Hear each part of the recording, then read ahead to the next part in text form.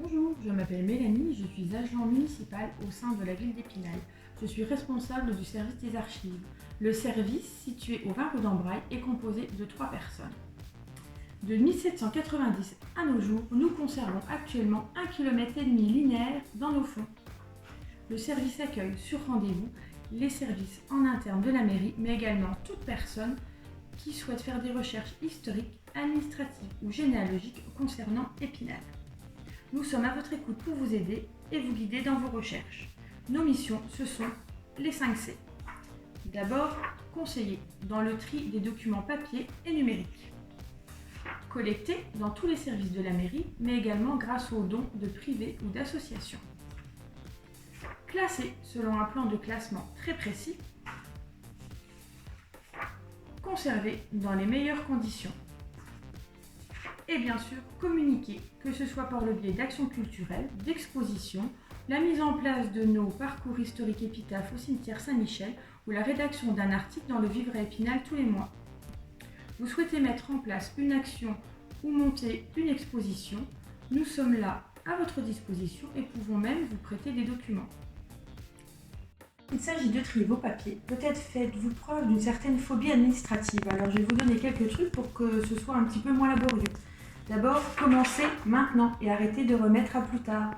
Le temps passé à trier maintenant vous fera gagner un temps précieux quand vous chercherez un document.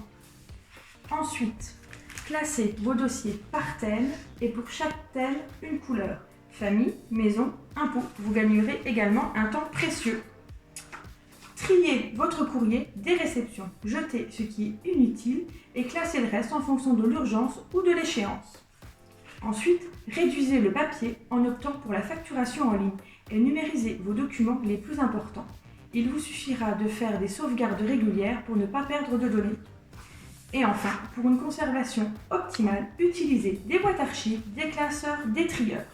Et au niveau du matériel, on évitera les trombones qui rouillent avec l'humidité, les pochettes plastiques peu instables avec le temps et le scotch qui laisse des traces indélébiles sur vos papiers.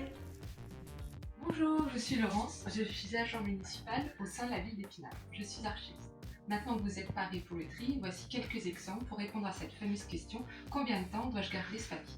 Sachez d'abord que les délais de conservation varient d'un papier à l'autre. Le délai de conservation, c'est la période durant laquelle le papier a encore une valeur juridique. Mais sachez que vos documents soient papier ou numériques, les mêmes règles de tri s'appliquent. Alors, tout d'abord, pour les papiers qui ont un rapport avec la famille, les actes d'état civil, les jugements de divorce, d'adoption, les actes de reconnaissance, les contrats de mariage, les livrets de famille, les diplômes et les documents relatifs à la succession sont à conserver à vie. Par contre, les avis de versement des allocations familiales, eux, sont éliminables au bout de 5 ans. Les papiers en rapport avec votre logement, comme les factures d'eau, d'électricité et de gaz, sont éliminables au bout de 5 ans. Les factures de téléphone fixe, portable ou internet sont eux éliminables au bout de 1 an. Les factures liées à des travaux dans votre maison, 10 ans pour les grosses œuvres, 2 ans pour les petits travaux. Les quittances de loyer et les contrats de location sont éliminables 3 ans après la fin de votre location.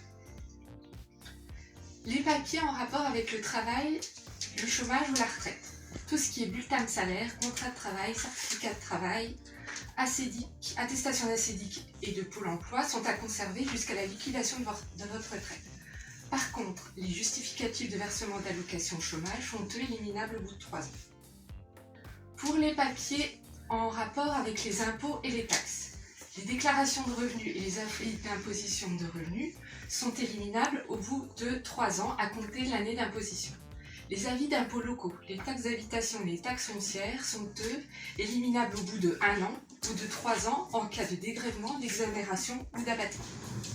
Alors, vous commencez quand à classer vos papiers? Confinement peut aussi rimer avec classement.